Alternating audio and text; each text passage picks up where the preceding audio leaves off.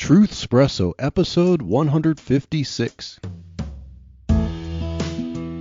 Face it, we all would rather sleep in this morning. That's why God gave us espresso, to kickstart our zombified corpses into hyperdrive. And now, giving your mind and soul the morning shot of truth it craves. This is Truthspresso with Daniel Minnick.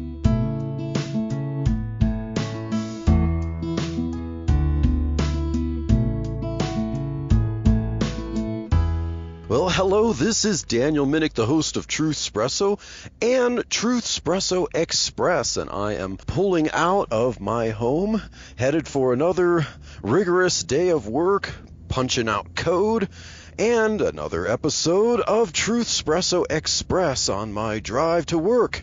And for this episode of Truthspresso Express, I just read several articles which don't seem to agree, at least in my mind, about the solution to things. And, you know, this is a topic that I really don't enjoy talking about. So it's been a while since I've talked about it, but I just couldn't help it after reading some articles. And that's the topic of the V, you know, the jab, the V, if I would call it. I don't know what's going to become eventually of social media or even podcasts, where those who care so much about protecting us from misinformation are going to pick up on search for certain words in audio and then flag things and then possibly review them and get rid of them because if they don't agree with the secular gospel of the regime. And so that's what this episode's going to be about. It's going to be about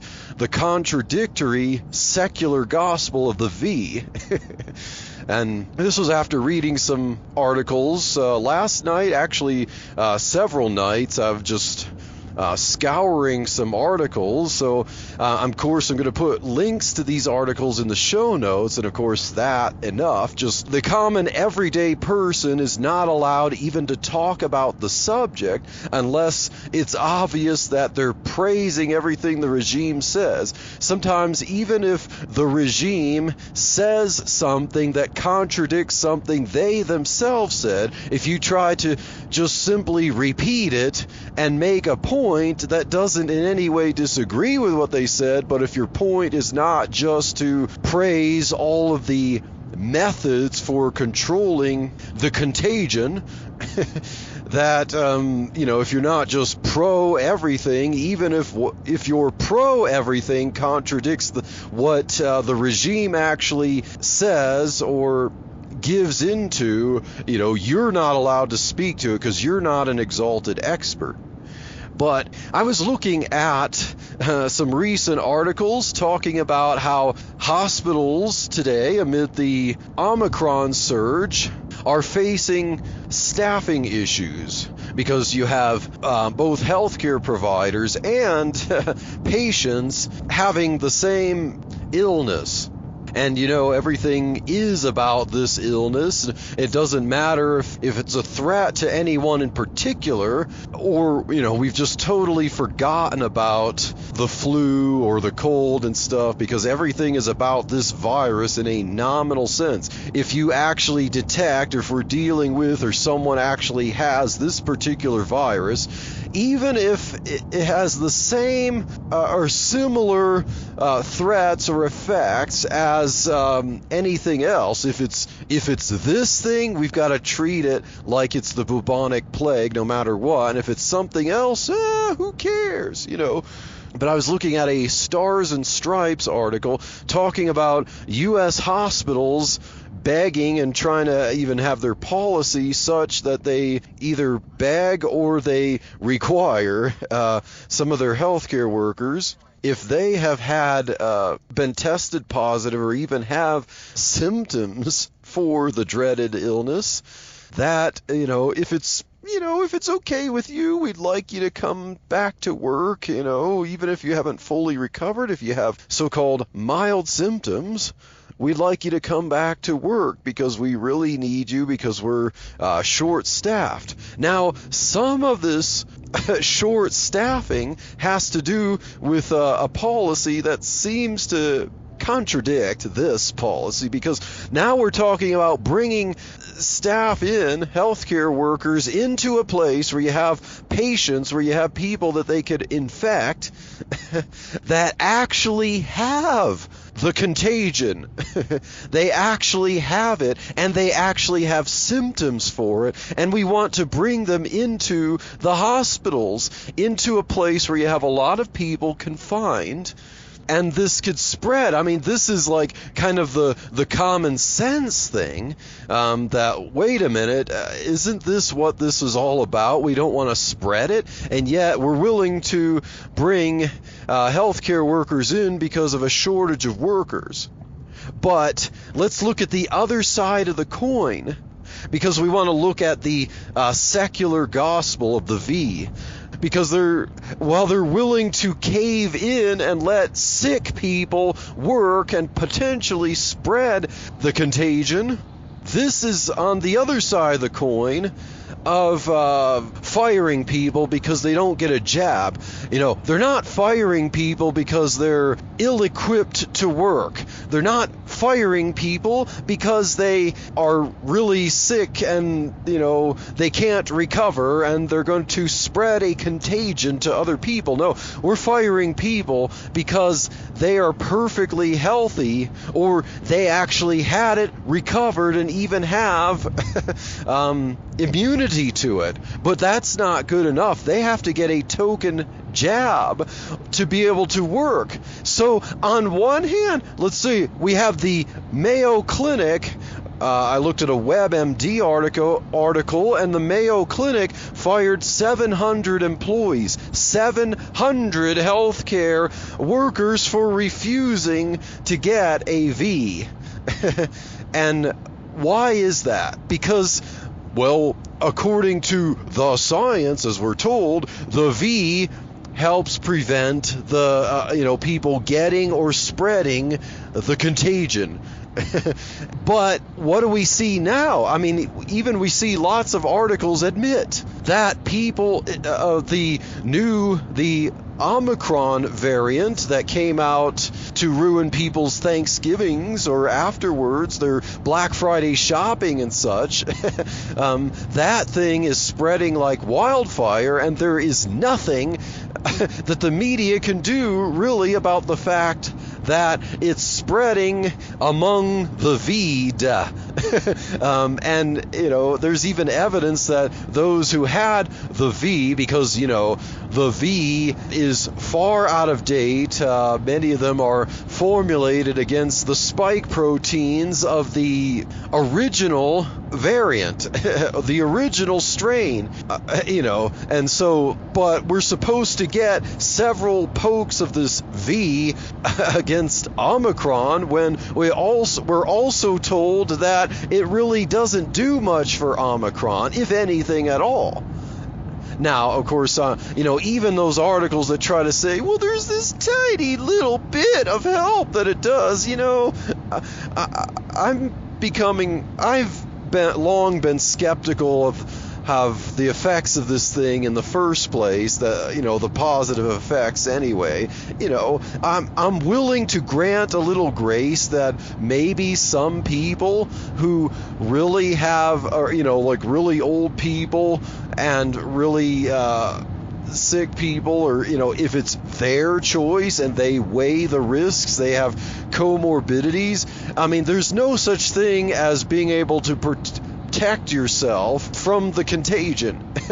There is simply no way, there is no risk-free way to manage this. But, if you decide with informed consent, as much research as you can, that the risks of having bad effects from the V are maybe a little less than the risks of what you might get from the contagion, and that's your decision and the decision of those who love you, then yeah, your choice. But the whole idea of this mandate of the V in hospitals or in jobs, and I know the Supreme Court shot down the one for the employers with 100 or more, but allowed for, of course, the poor healthcare workers. I think particularly having to do with government healthcare programs, to have to get the V to maintain their employment. I just want to shout out to the healthcare workers. They endured a lot during 2020, and you had a lot of people getting paid to watch Netflix at home, while the poor workers, healthcare workers in hospitals, were having to go work through 2020 to risk getting something that was very hyped up at the time, that was considered deadly, the first responders and stuff, and they had to work and take huge risks. And then the next year, it's like when the V comes out, and many of these healthcare workers expectedly got the contagion, got over it, built up natural immunity, then they're told their jobs are threatened because they need to get the V, when the healthcare workers know they have enough science in them to know that there's a risk imposed in getting the V. There's possibly more of a risk in getting the V if they already have had the contagion and have immunity therefrom, and then you get a V. Yeah, there could be even more risk for adverse effects, but then many of them had to quit their jobs or have their jobs taken from them after they put all that effort in. And, so this is a war against sane healthcare workers who don't bow to the regime that wants to funnel billions of dollars thieved from, the economy to certain select companies that make the V. And, you don't think those companies are angels. You think they're angels just sitting idly by while they're graciously making the V? Or don't they have ties that to policy that that benefits them? I mean, you don't even question that? So, New York City. So the Mayo Clinic fired 700 employees for refusing to get the V, and New York City has fired about 32,000 healthcare workers and counting because they refused to go along with New York City's mandate. 32,000 healthcare workers. And that contributes to the shortage. So on one hand, you have people with the illness, with the contagion, being told to come to the hospital to work because of a staffing shortage.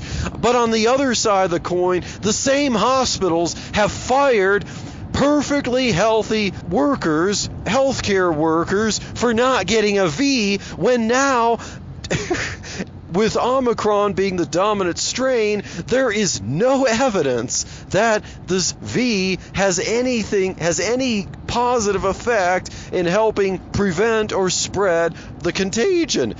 Have we gone insane? This is contradictory.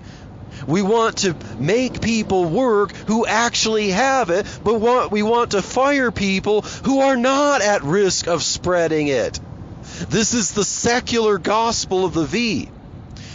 I was looking at an article on the Federalist that was going to make a 4-year-old boy who has leukemia and his parents have to leave the Ronald McDonald House. Now, this is in British Columbia, Canada.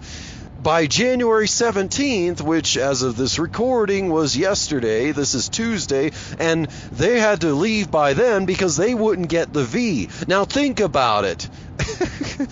Who would want their 4-year-old child with leukemia to take an experimental jab that could have adverse effects? And yet they're denied vital health care because they didn't get a V that is likely not going to have any help toward them of preventing or spreading the contagion. But the staff claim that they're just trying to protect people's safety in the house. Okay, with the Ronald McDonald House from staffing shortage, like the hospitals want to get people who have the contagion back in there because, there's staffing shortages, but they're willing to have people leave who are perfectly healthy because they won't get the gospel of the V. And I was listening to a podcast yesterday, and there was a part of it where it had an audio conversation of a man who was on a waiting list for a kidney transplant, a kidney donation there, and the healthcare worker was telling him, the caller was telling him that he was going to be taken off the active list because he didn't have the V, and was basically giving him an altar call to come forward and, take the jab so that he could have the sanctification of being on the active list for getting the kidney. And the man bravely refused. He said, talked about how there's no evidence that the jab prevents the spread or, of getting it. But then she just ignored all the evidence he said and just said, basically, well, the science is very clear that the V helps. And, in the midst of even the media admitting that the current Vs don't prevent the spread of the Omicron variant, the dominant strain. But, it's the gospel. It's the secular gospel. I also read an article that was trying to make the claim that a fourth jab, a fourth V, can help those who need a kidney transplant, where 3 of them weren't effective. It said something about the study. They had a study, I'm sure this was a double-blind placebo study involving, 100,000 people, right? Or was it, just some minor little doctored up study, to try to make a point here and sell a fourth jab. But, the study indicated that a fourth dose of an mRNA-based, jab produces a satisfactory antibody response, where, if they didn't benefit from a third one, the fourth one produced a satisfactory, This is called grasping at straws. This is special pleading, and this is the definition of insanity, my friends. So you poke once, you poke twice, you poke a third time, and that's not enough, but, keep doing the same thing. The fourth one might be enough. When are people going to wake up and start to see that, it won't be long and we'd be saying that, well, for those who didn't benefit from a fourth one, the fifth V, the fifth, booster showed some detectable, possible satisfactory, antibodies that might help, possibly a little bit, and every little bit helps. You could tell that I'm a little bit frustrated here because I speak for the healthcare workers who reject the secular gospel of the V, who put their heart and soul in taking care of people, but they're denied a job. They're denied now to do what they can to help people, but those who actually have the contagion are being expected to go back to work. Why? What's the difference? Because they have a V that obviously didn't help, but we must gaslight and preach and altar call people to get this V. Where, maybe even 3 jabs isn't effective, but we need a fourth, and, come forward and get that fourth jab for this tiny little justifying effect that maybe it'll save your soul. And now I'm parking at work here, and I did write down a verse that I'm going to read, so once I pull into my parking spot, I'm going to find that verse, and I'm going to read it because unlike the secular gospel of the V, The Word of God says in, let's see what we have here, Isaiah 59, verse 14, it says, "And judgment is turned away backward, and justice standeth afar off. For truth is fallen in the street, and equity cannot enter." And reading these articles and how the secular gospel of the V screams contradiction, is full of injustice, is lacking judgment, is turning things backward. Those who are sick are expected to work, and those who are not are told they cannot work, and the difference is because of a V that obviously doesn't matter. And so truth is indeed fallen in the streets, and equity, or, equality, equal protection of the law, equal treatment under the law is not followed because of the politics of the secular gospel of the V.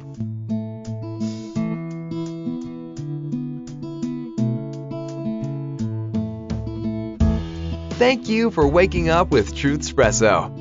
Good morning, and God bless your day. Hey friends, Daniel Minnick here again. If you liked waking up to this episode of Truthspresso, I would really appreciate it if you would rate it on Apple Podcasts, Stitcher, or whatever application you use to listen to Truthspresso.